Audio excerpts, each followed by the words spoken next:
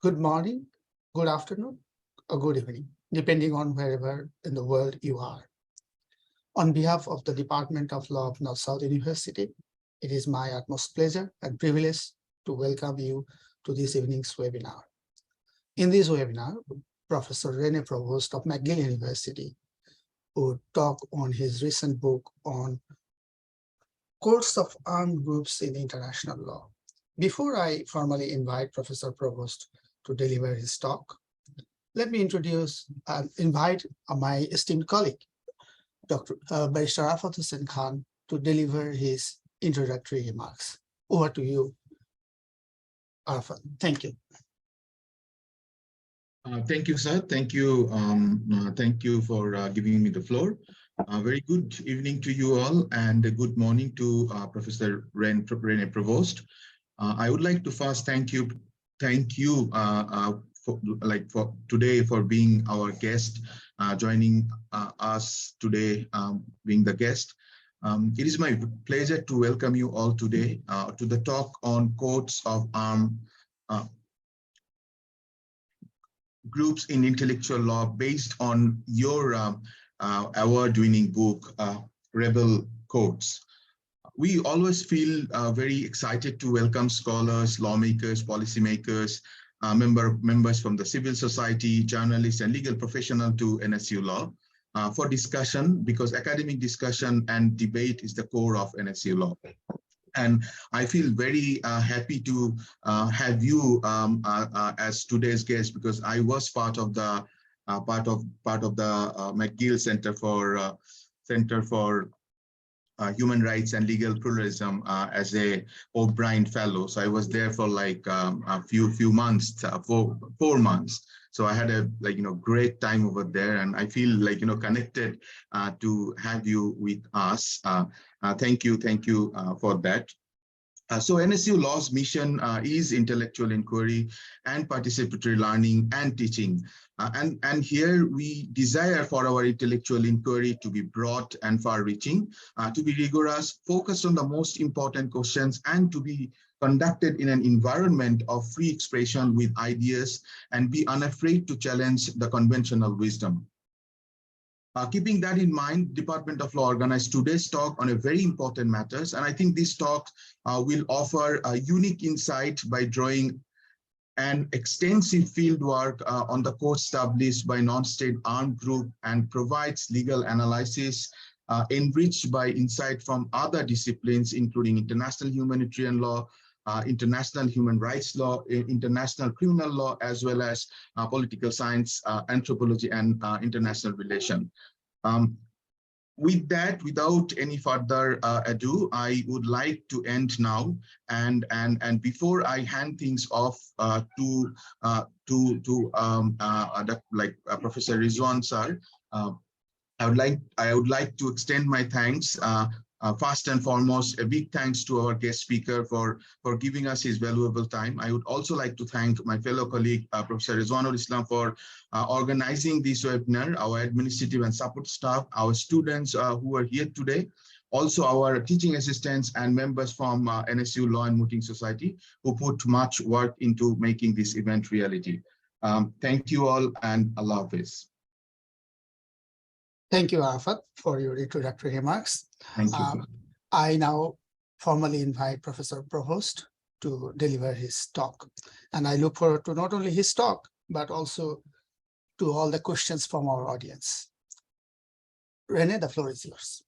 Okay, thank you, Rizwan. Thank you, Professor Khan, as well, for your warm introduction. It's a pleasure for me to connect Canada and Bangladesh by way of this contribution. I think it's a great positive thing that technology has allowed us to do, which is to engage with people who are in different parts of the world in a more straightforward manner. So I'm delighted to do that, and I think international law is a field where such connections are absolutely essential to kind of break down the barriers that for much of the history of international law have excluded most scholars from non-Western countries, essentially. And I think it's time to try to redress that situation as much as possible. So I'll take something like maybe 35 minutes, something like that, to talk a little bit about this book that I published recently, Rebel Course, the Administration of Justice by Armed Insurgents, which speaks to a reality that was not very well known and even less well analysis. And I thought I would start with a photo, and let me just see if this, right. So hopefully the screen sharing works all right. So we begin with an image, which is from the war in Syria in 2012. And it's an image, as you know, as often arises out of situations of armed conflict.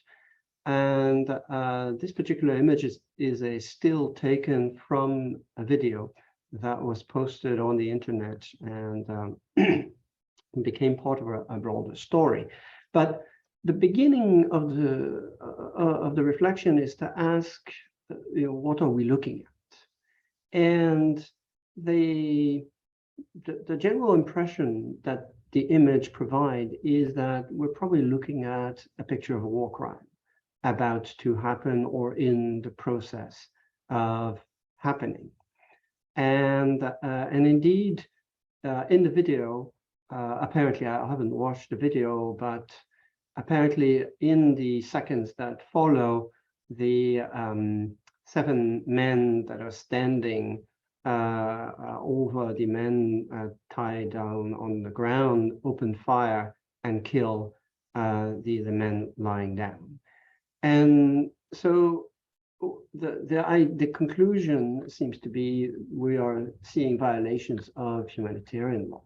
But the possibility here is that, in fact, we are looking at the image of justice being carried out.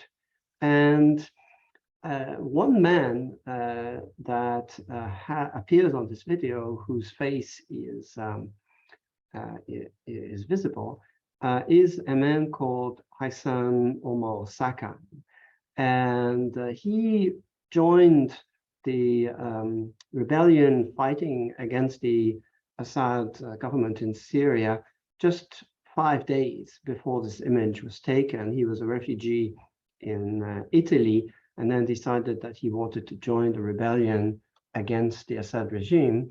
And just after he joined one of the armed groups fighting the Assad regime, there was an armed encounter with the armed forces of Syria, and a number of them were taken prisoners and judged and convicted of murder and sexual crimes, rape against refugees.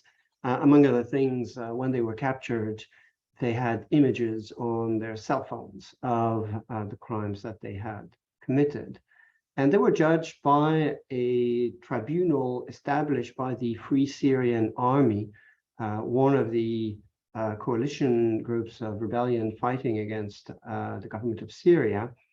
A court of the Free Syrian Army on which sat judges who previously had been judges of the Syrian court system, but had defected to the rebellion.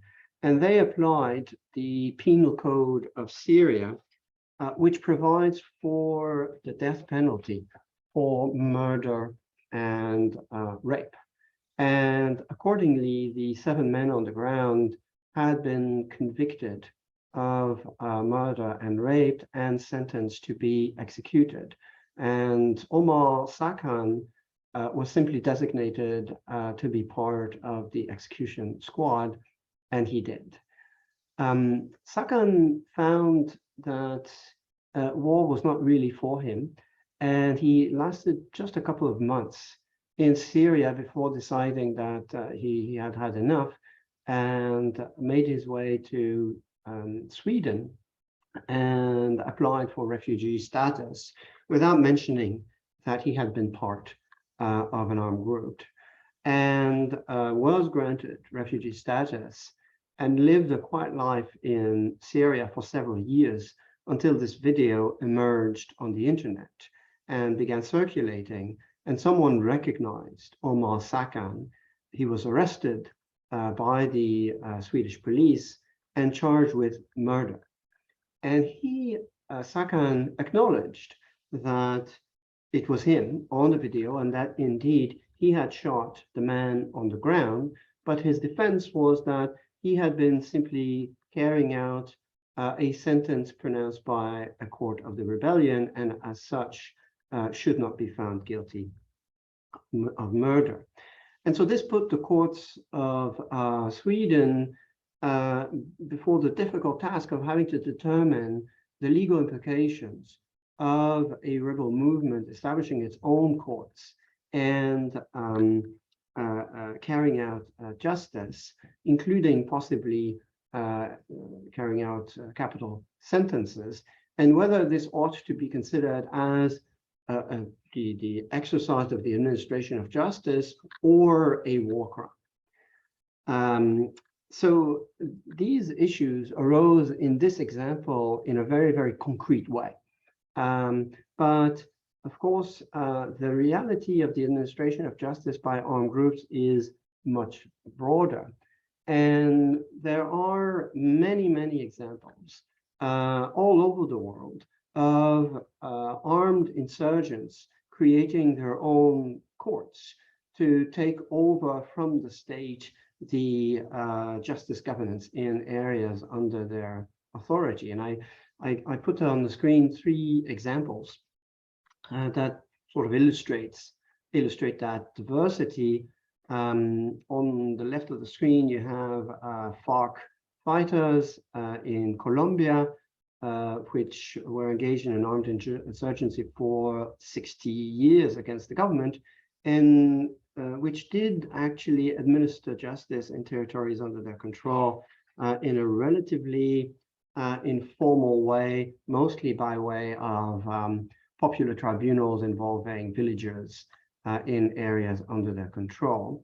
In the middle, you have it's a sign outside of the courts established by the Tamil Tigers in the northeast of Sri Lanka, which on the opposite were extremely formal. Essentially, when the Tamil Tigers expelled government forces from the northeast of Sri Lanka, they kept the same courthouses and courtrooms, simply removed the emblems of the state of Sri Lanka and replaced them with the emblems of the LTTE, the Tamil Tigers, and continued to apply justice. In some cases, the same case started before the courts of the Sri Lankan government and were continued before the courts of the LTTE with a different judge applying a partly different law. And finally, to the right, you have a photo of Taliban leaders, and the Taliban is yet a different example of an armed insurgency seeking to apply their interpretation of Sharia as an alternative to the state administration of justice. And the Taliban established courts in most of Afghanistan well before they succeeded in taking over the entire country and effectively becoming the government of Afghanistan.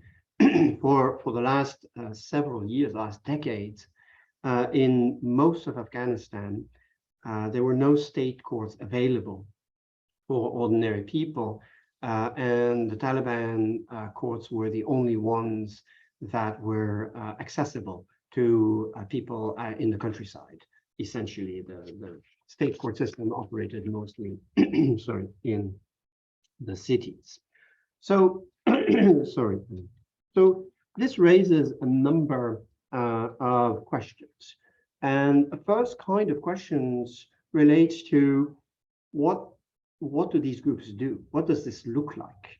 And when I came across this issue, I realized that no one had ever looked at this practice to try to uncover the factual practice of these groups to determine what exactly justice looks like when it is administered by the FARC or by the Tamil Tigers or by the Taliban. And there are many other groups in every part of the world, including in Myanmar, close to where you are standing today, where for many, many, many years, before even the more recent and more intense civil war started, armed groups have been fighting insurgencies, which have created their own court systems in various parts of Myanmar. So part of what I tried to do in this research project that led to the book was to carry out a series of case studies to try to uncover the reality of the administration of justice for armed groups, because I wanted to go beyond a merely paper analysis of the written standards that might be said to apply to the rebel administration of justice without being able to relate it to the practice of armed groups in relation to such standards, which is something that a couple of people had done in some journal articles prior to my undertaking this project. And the analysis of the Geneva Convention, essentially, that was offered in these couple of articles was very good, very well done. And my aim was not necessarily to improve on that analysis, although I diverge in some respect with what these earlier case studies, earlier studies did. So part of the book is basically a description of what a small number of groups did as a case study. So there is a case study of the FARC. There is a case study of the Tamil Tigers, a case study of the Taliban and Islamic State as two examples of different but yet still fundamentalist interpretations of Islam as underpinning the rebel administration of justice. And finally, an analysis of Kurdish administration in the northern Iraq, which is autonomous from the rest of Iraq, the Kurdish administration of the northeast of Syria, which is autonomous from the government of Syria, and the PKK insurgency in Turkey, which is also operating its own system, of course. And the three Kurdish groups are distinct. They actually don't necessarily get along particularly well amongst themselves. So they each represent a different strand of the administration of justice. So with these case studies, I then asked a series of more general questions. And I want to touch on 5 points here in the next few minutes. So the first idea is to speak to more broadly the idea of the rule of law as it intersects with the rebel administration of justice, whether rebel justice is incompatible with the idea of the rule of law, such that the rebel rule of law is an oxymoron. So does it make sense as a concept? Secondly, looking at the rules of international law as they exist now, to inquire whether they say something about this practice by armed groups of creating their own court system. Third, very briefly, about the jurisdiction of rebel courts. What is it that they can do? Fourth, the idea of fair trial. and whether it's imaginable that a rebel court might administer justice fairly, and 5, what I call the rayonnement of rebel justice. I apologize for the French here, which would be probably not obvious to most people in Bangladesh. So kind of in English, the reverberation is the closest word to the idea of rayonnement, which in French speaks to light rather than sound, and it has not quite the same connotation, which is why I chose that word. So I'm going to touch upon these 5 points relatively quickly. So rebel rule of law. So the rule of law is an essentially contested concept, and it is an idea that everybody supports. No matter what kind of a government it is, nearly all governments support the rule of law. Even governments that are not particularly democratic, or that many people would consider not to embody particularly obviously the ideals of the rule of law, because it's such a protean concept, such a flexible concept, that people can read into it pretty much what they want. So the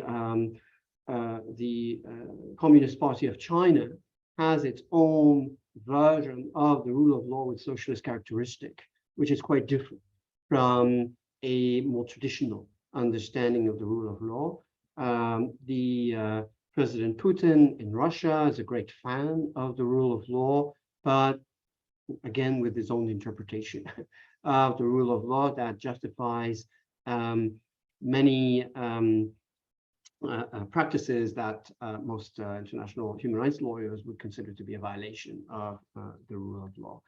And I try to navigate this uncertainty between sort of what's described as a thin versus thick interpretation of the rule of law, to say that the rule of law cannot be taken to confirm a state monopoly on the rule of law. The state has never had a monopoly of the rule of law, and the concept of state sovereignty is not necessarily an indirect way of affirming a monopoly of the state on the rule of law. And in the book, I go into the idea of state sovereignty to demonstrate that the connection between sovereignty and the rule of law is one that is not necessary.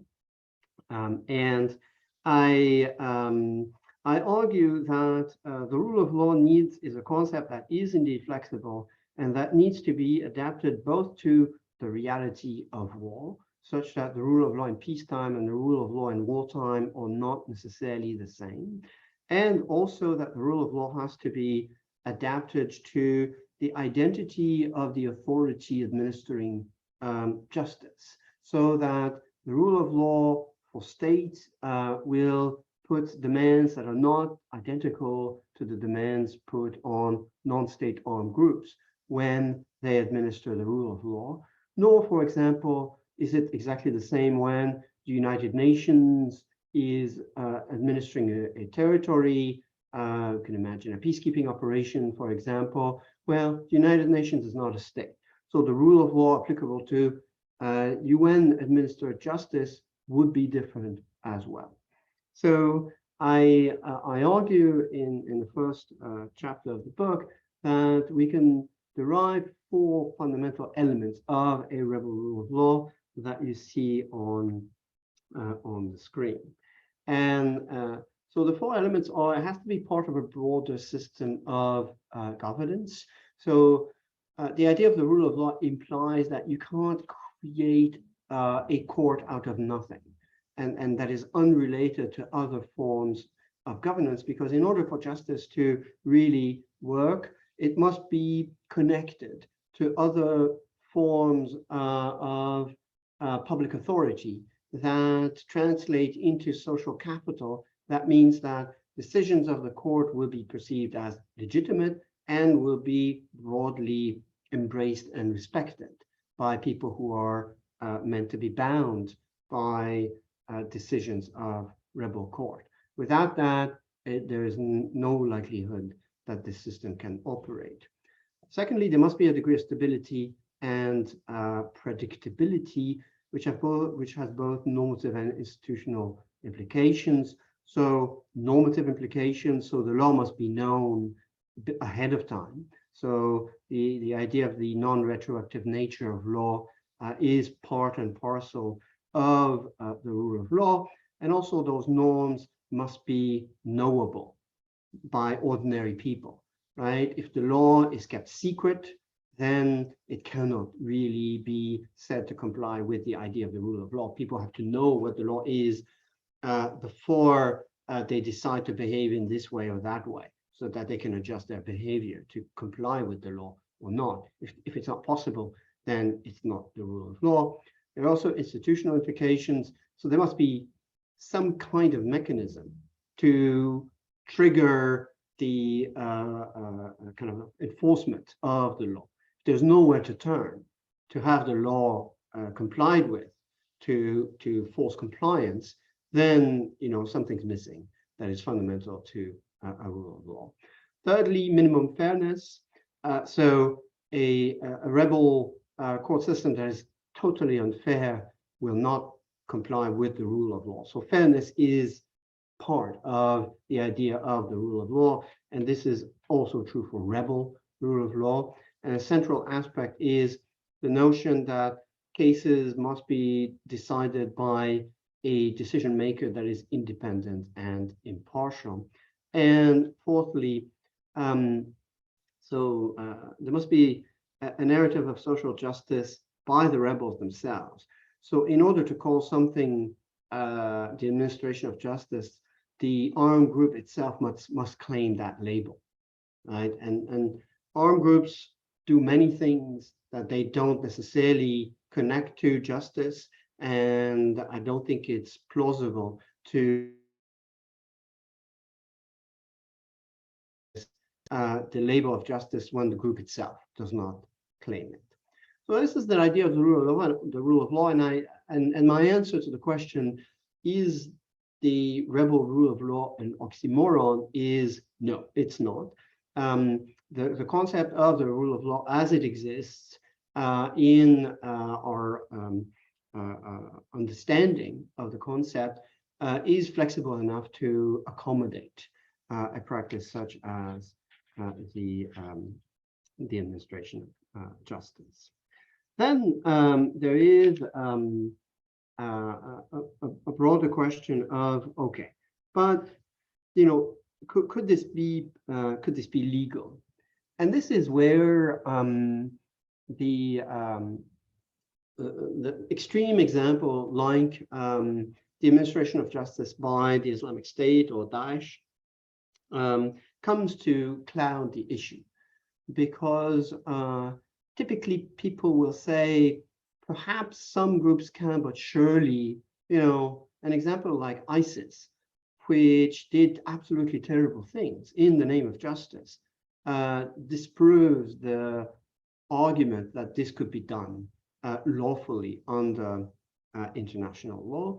And it also speaks to the fact that normally, in no case is this not the case, in no country is it not the case, that it will be a violation of domestic law, of the law of the state where it takes place. I'm not aware of any state where it's lawful for an armed group to create its own courts. So there is an illegality under domestic law that is a given.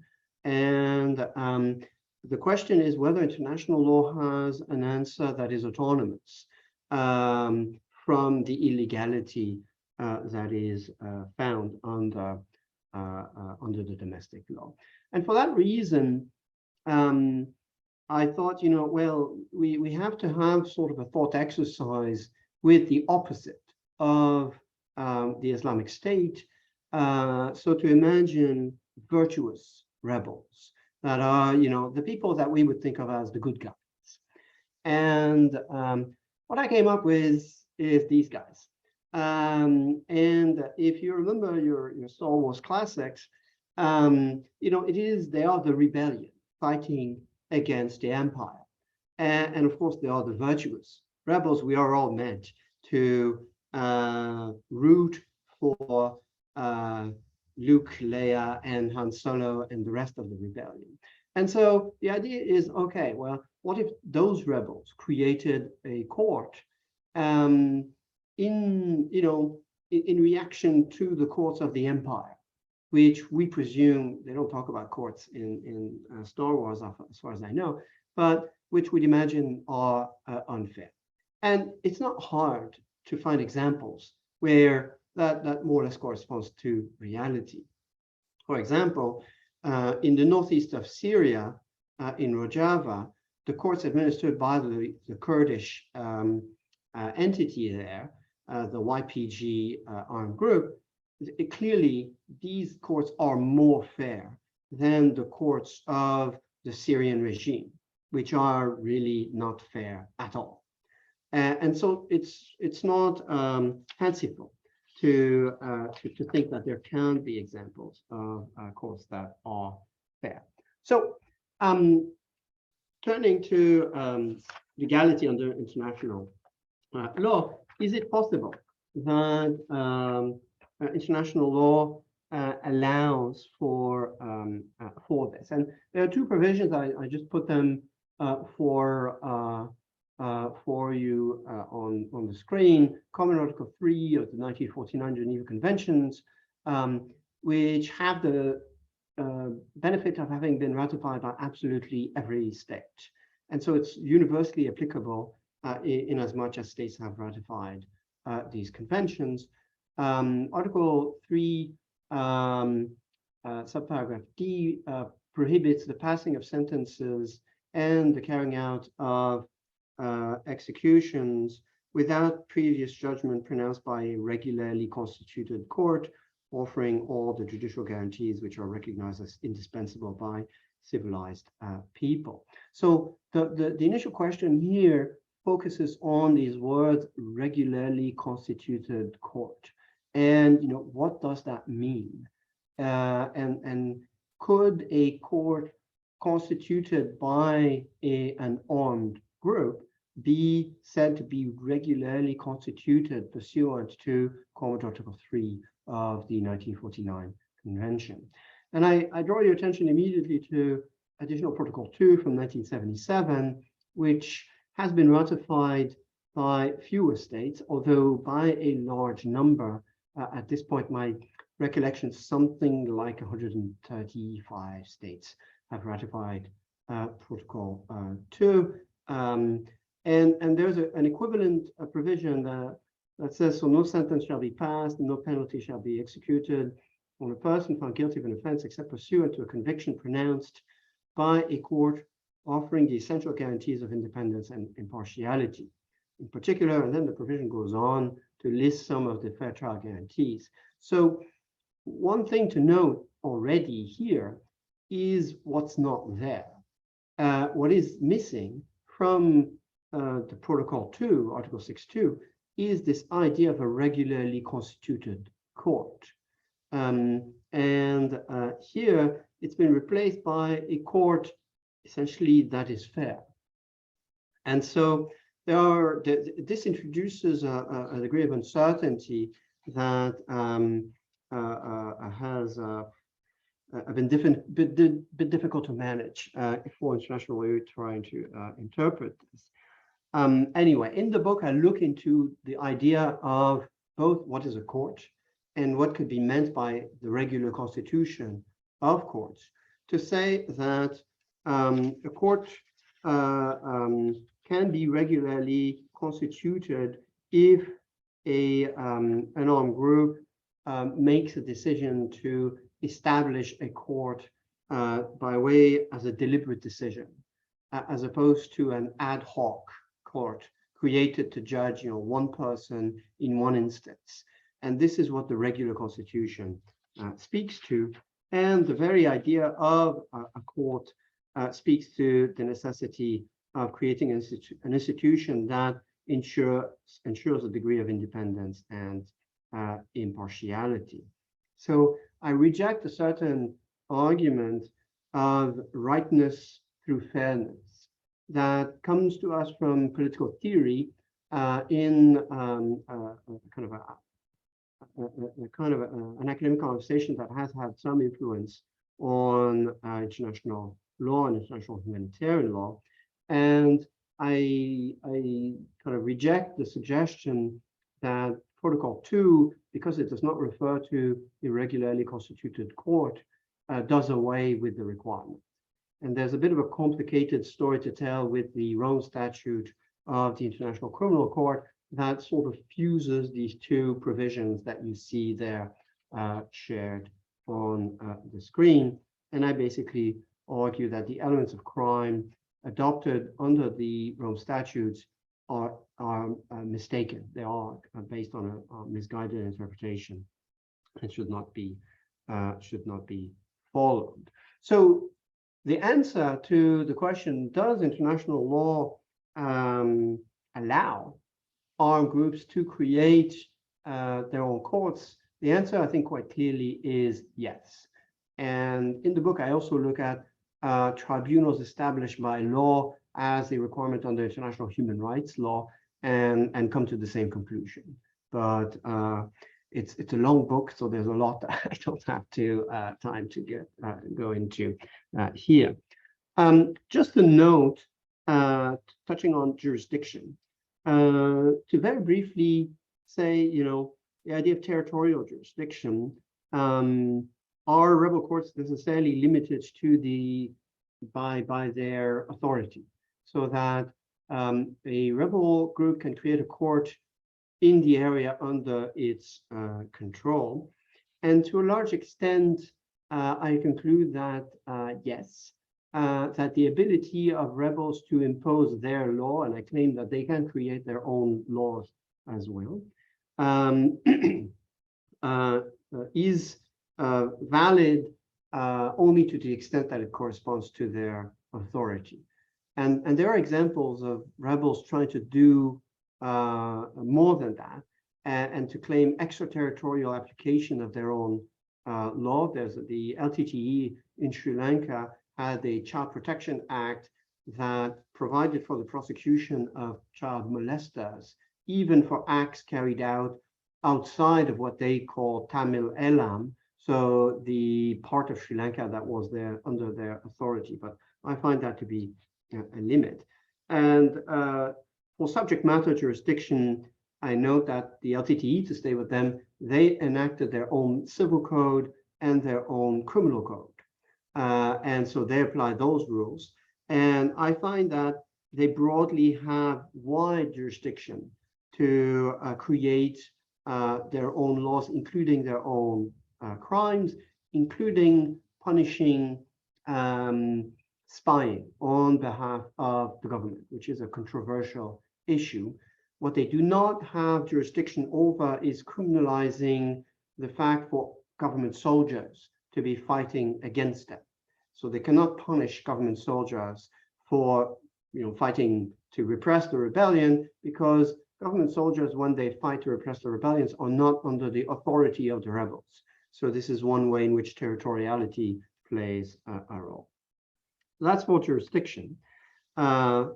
Fifth is, the fourth point on fair trial. There's a general sense in the way in which many people talk about this that, well, the courts of armed rebels like the FARC or the Taliban, they just can't be fair. And so the conversation is pointless, because justice, it's never going to be justice, because these trials are always unfair. And here again, I find that a due process in war zone by armed groups corresponds to requirements that have to be adapted to this reality, so that rebel courts have a requirement of due process that is not the same as a peacetime state court sitting in Montreal, where I am sitting here today, that we have to allow for the reality of a different context. And the contents of fair trial, so I go through This is quite a technical dimension of the book where I go through each requirement and ask, how is this different? For example, the right for a public trial, which is normally considered a part of due process. Well, Taliban judges were considered high-value targets by the American military. And so that fact has an impact on the right to a fair trial. You cannot ask the Taliban to have public trials if the Americans are going to bomb the trial. So that's one example of how this is modified. And finally, rayonnement, right? The reverberation. What happens to these decisions? Do they just disappear at the end of war? Which is what governments mostly say, right? And we see that in the context of Colombia, for example, further to the peace agreement between the government and the FARC in 2016, they simply pretend that the FARC never did administer court. And the government of Sri Lanka did the same, despite the fact that reportedly LTTE court issued something around 25,000 judgments during their operation. And there are 4 layers of reverberation that can be identified, and I will just flag them. So the first is at the international level. So something like, can a decision of rebel court block complementarity with the International Criminal Court?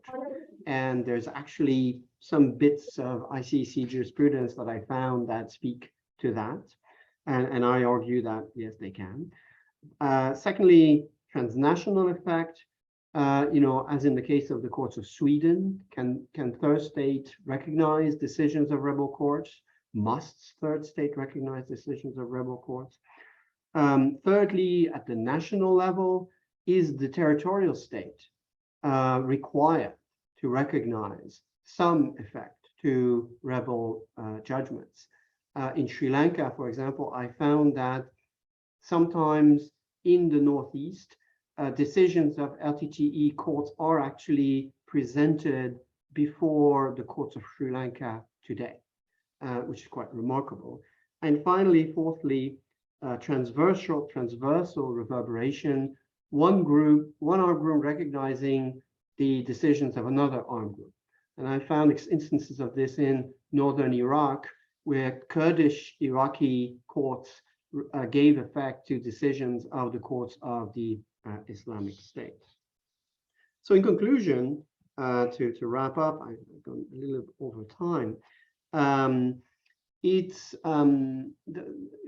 have to resist a reductive discussion of rebel court activities as simply a form of terrorism, and that armed groups are simply outlaws and everything that they do is an illegal action, and that to associate anything connected to law with what armed groups do is nonsense. So the book isn't an argument in favor of rebel justice because it's better or anything like that. It's simply to state that just like state justice, sometimes it can align with the requirements of the rule of law and sometimes not. And we should ask the same questions as the courts of Sweden did with Omar Sakan. And in closing, Sakan in the end was convicted to life in prison in Sweden because it was found that there was only 24 hours between the capture of the soldiers and their execution, and that does not provide for the time for a court to operate fairly, and therefore that decision was unfair, and therefore Omar Sakan had to be convicted of murder. All right, I'll stop here. Thank you. Thank you, Professor Provost, for your excellent lecture. Now we have several questions. The first question that I would like to put to you is on the public support, because I think in your introductory chapter, you have rightly indicated that these armed groups do not get into a conflict just because of brute force. They also often have some sort of public support. So is that at all a factor, that how much public support an armed group may have? Does that have any bearing on their legitimacy or on the legitimacy of the course? Do you have any view on that? Yeah, so it's an important question, which has been looked at by non-legal scholars mostly. And there is an emerging field of rebel governance, mostly in kind of anthropology, political science, international relations, kind of a mixture. And up to my book, lawyers were not really part of that conversation in a significant way. So in that literature, you have studies that look at, when do armed groups create courts, and what are the factors that lead armed groups to create courts? And public support is an important aspect of that. And of course, it is sort of a classical claim that, as Mao put it, the rebel, the insurgents must be, in his word, the people's army must be among the people as a fish in water. So there must be complete symbiosis between the insurgency and the general population in order for the rebellion to succeed. And the administration of justice is a part of that, because it answers to a fundamental need of the civilian population in conflict zone, which is the need for legal security. Even in wartime, life goes on in many ways, and people get married and divorced, and people have fights with their neighbors about who owns this property, business partners have fights, and so all of this goes on in much of the territory of war, despite the armed conflict. And people need a way to resolve these disputes. Otherwise, otherwise the only other option is vigilante justice. And people don't want that. So often there is pressure on armed groups to get involved in justice. And this is something that one FARC commander that I interviewed told me. He said, we didn't really want to get involved, but we were in these remote villages, and there were these young people, they were committing crimes, and the villagers came to us and they say, okay, so what are you going to do about it? And if we said nothing, our status in the community was going to be jeopardized. And so they had to do it. So it is related to it. But as a question of, what role exactly does that play? My understanding is that in law, it's not a requirement. And so I don't look at that. It's more political theory and sociology than legal analysis. And I had enough questions on my plate, so I left that one aside for other people. Thank you for that answer. Now, you rightly have pointed out that these rebel groups, in a way, they provide some sort of public good. But by emphasizing on that, in a way, are we sort of creating a moral hazard, that we are giving them some sort of legitimacy, then perhaps something that they do not deserve? How do you answer that question? That's a fundamental question, right? And it is,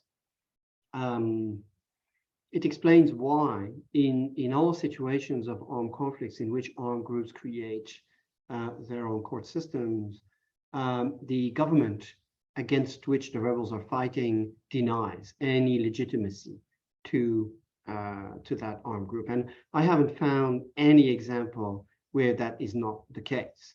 So and of course, the reason for that is the one that you just explained, right? To say anything about the legitimacy of anything that the rebels are doing is to lend credence to the insurgency in a more general way, is to legitimize at least some aspects of the insurgency.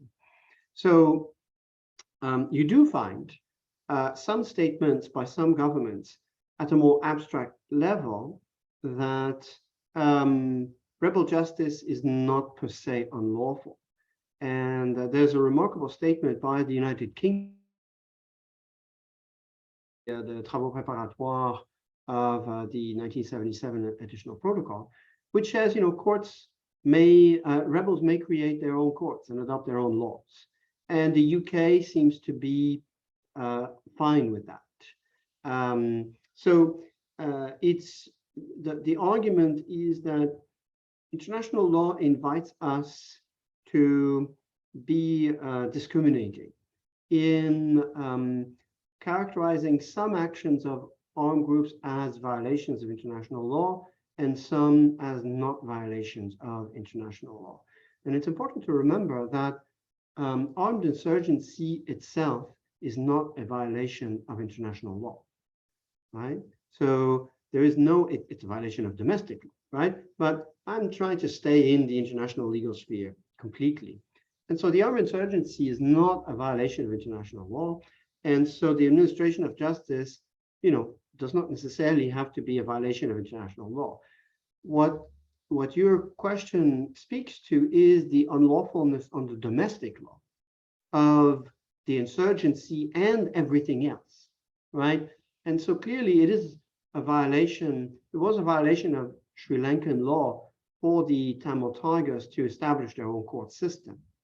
And so it speaks to the ambiguity of attempting to cast the question and the conversation purely in international law and to make abstraction of the domestic legal setting, because in the way in which we discuss these issues, we don't do that, right? We don't step out of the domestic completely, especially not where the domestic law is the law of the place where we stand, right? So it's hard to speak about the legality of something in Bangladesh while making complete abstraction of the laws of Bangladesh in the conversation.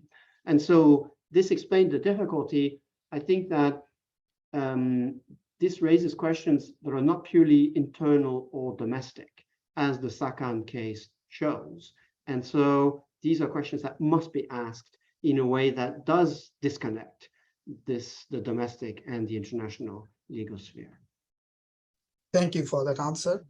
Now, I was wondering that let's assume that a regime and maybe a rebel group, which is unrecognized at the beginning, but maybe subsequently gets some sort of recognition. For example, the Syrian case that you have cited.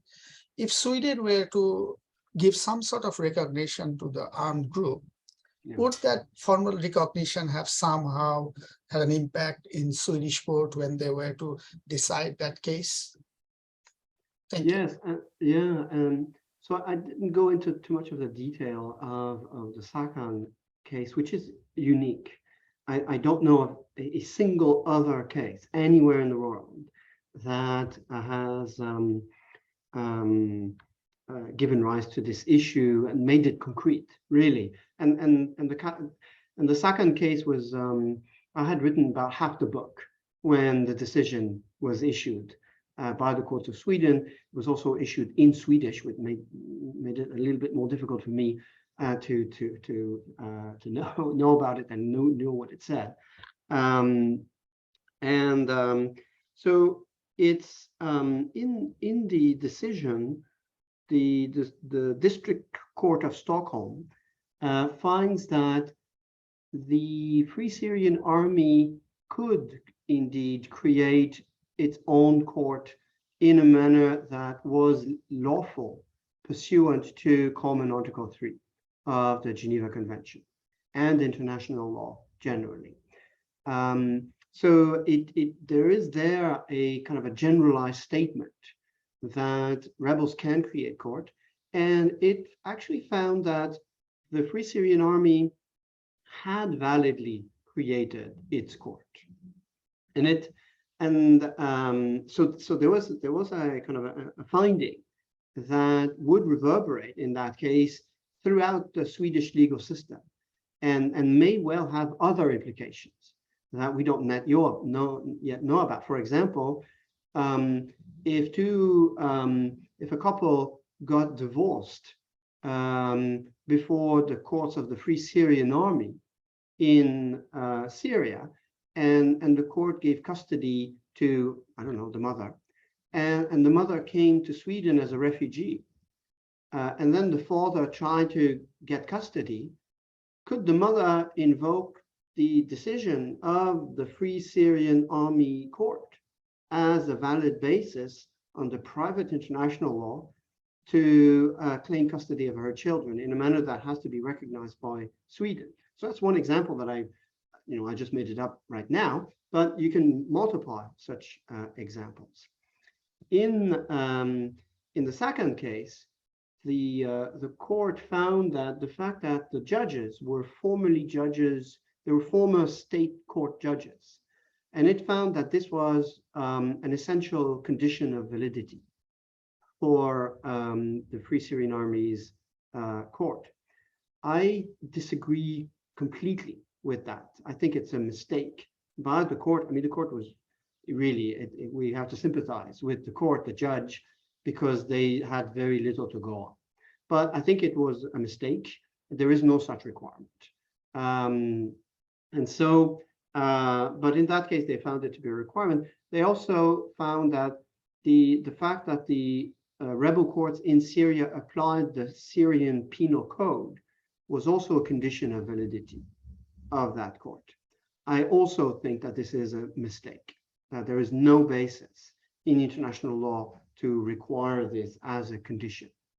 But in that case, that is what the courts decided. The case was appealed to a court of appeal in Sweden, which confirmed the decision, and an appeal to the Supreme Court of Sweden was not allowed. So we are left with, a finding that would be applicable across the board, and probably would be persuasive also in other jurisdictions dealing with the same courts of the Free Syrian Army.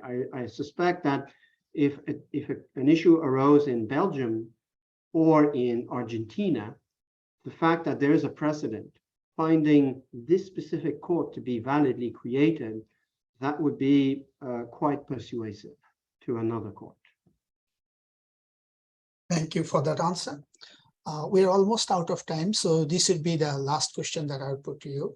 One of our undergraduate students, Rubayat Hossein, he asks, if rebel courts are given recognition, then how the hierarchy of rebel courts will be maintained? And secondly, what steps can be taken by those courts to ensure effectiveness or control over the action and behavior of rebel groups? Okay, so these are two good questions, and for the hierarchy, it's it speaks to rebel governance as a practice, rebel governance more broadly as a practice, and rebels do govern, right? They, in essence, become a government for providing authority in a given territory. The Tamil Tigers are a good example from, broadly speaking, your part of the world. I know it's not that close to Bangladesh, but closer than Canada. And the LTTE there, created some branches of governments that, there was a Tamil Tiger police force that was actually very effective, and by all accounts, not corrupt at all, compared to the Sri Lankan state police, which was extremely corrupt. And so it was very popular with people in general, because it provided a service that people think as essential. So there are issues of governance as a whole. They also play out for courts, and they speak to the need of a certain degree of coherence within a court system if a rebel group creates a court system, and many do. right? The LTTE adds several courts in different parts of the Northeast under their territory, as did, for example, ISIS. They had many courts in many different towns that they created, and the Taliban in Afghanistan as well. Each province had its court system, and all these are examples of court systems in which a system of appeal was provided. All these examples had a court of appeal and then a Supreme Court of some kind. And so, you know, in the practice of it, there were apex judicial bodies that could ensure kind of the coherence of decisions of courts in different parts of territory under the authority of a variable group. So the hierarchy is possible, and it's not that hard to find examples where it was created and where it was effective. And I discussed those examples in the book. And this is connected as well to the question about kind of the effectiveness of the control of actions. And, you know, it is a requirement under IHL that armed groups, in order to be recognized as such, exercise effective control over their troops, right? So there must be a hierarchy under responsible command, as the provisions put it. So there is a requirement of effective authority over the group, and you know it plays out for military operation, and it plays out for kind of the civilian side of armed groups, and it speaks to a broader discussion that is ongoing in international law now, international humanitarian law in particular, about whether armed groups are unitary or kind of internally fragmented for legal purposes. So must you differentiate between the kind of the fighting component of an armed group and the civilian, in quotes, component of an armed group? So the Taliban had judges, and these people, they did not take part in the fighting. And so the question is, are these targetable as armed insurgents? Are these combatants, even if unprivileged combatants under IHL, in the same way that a Taliban commander would be? And the American government claims yes. They claim that everything the Taliban did supported the insurgency, and therefore Taliban judges could be directly targeted, and they did, and they killed a significant number of them. Many other, some other governments, many other scholars argue that just as we differentiate between the United States military and the United States, I don't know, Department of Labor, we must do the same for the rebels. And so if the rebels operate schools, well, we don't want school teachers, if they're paid by the insurgency, to become targetable under IHL. And so there's a conversation there that is, I don't think the answers are very clear. My own feeling is that we should differentiate between the armed component of an insurgency and the non-armed component, and that there are legal consequences that flow from that, including respecting targetability. But I think that the law remains unsettled as of yet. Thank you for that answer, and thank you once again for your excellent talk. I look forward to reading the full book. Have a good day. Okay, Bye. thank you. Have a good evening to all. Bye.